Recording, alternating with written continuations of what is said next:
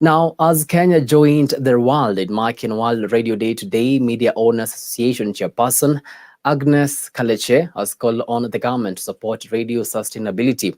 Speaking during the celebrations in Kisii County, Kaleche urged the government to allocate resources towards radio's growth and development and also collaborate with media leadership, broadcasters, and other stakeholders to address the changing needs and the challenges of the radio industry. And as our very own Alice Diana now reports, the MOA chairperson also expressed her gratitude to radio hosts, technicians, and listeners who have dedicated their lives to the medium over the years.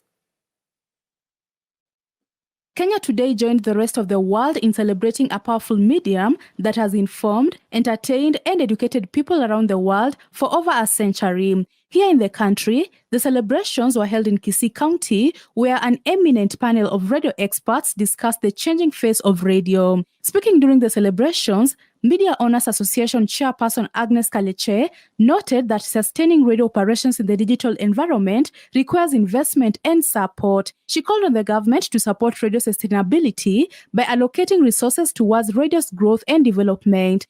Capacity and available budgets. Some stations seek to maximize their entertainment role over other functions like news. Ultimately, a radio station survival is dependent on the free choice of listeners. You simply cannot ram content into people's ears, wapende wasipende. To young people considering careers in radio, should not be scared of this alleged takeover of airwaves by entertainers. Instead, they must pay attention to the changes taking place in this medium. Unlike in the past where all that was needed was a good voice for the mic, today successful broadcast journalists must have a wide array of skills to make one consummate content creator, as an informer, educator, and entertainer, all rolled into one. Today, I would also like to take a moment to address the government, and I'm happy that our regulator is represented here, Communication Authority. The MOA chairperson also urged the government to work together with media leadership, broadcasters, and other stakeholders in order to help the companies develop innovative strategies to adapt to the evolving media landscape and ensure that radio remains a vibrant and relevant medium for generations to come. She further noted that media owners have a responsibility to uphold the values that radio represents. We urge the government to recognize the significance of radio and allocate resources towards its growth and development.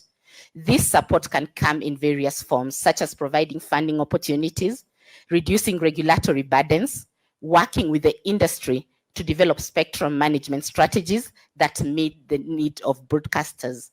At the same time, providing tax incentive to encourage investment in the industry. And lastly, creating a sustainable.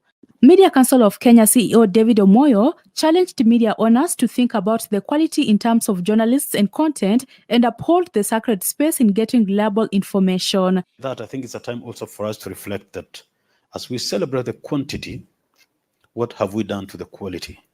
That the more radios we have, the more listeners we have, we should also get finer radio personalities and finer journalists doing that. And that's why in a special way, we appreciate the veteran journalists here who have taken it upon themselves to accompany the young journalists in the region.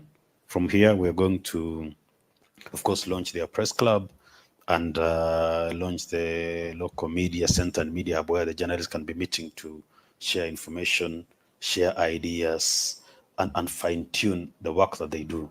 Because we have a duty to make sure that information transmitted across these sacred channels is accurate and informative. Deputy Director of Multimedia Services at Communications Authority of Kenya, Alfred Ambani, noted that currently 291 radio stations are on air. He stated that CEA has developed a framework for digital sound broadcasting, which is expected to complement FM and existing radio stations. Fully allocated, it's not available, but there are so many developments that are happening.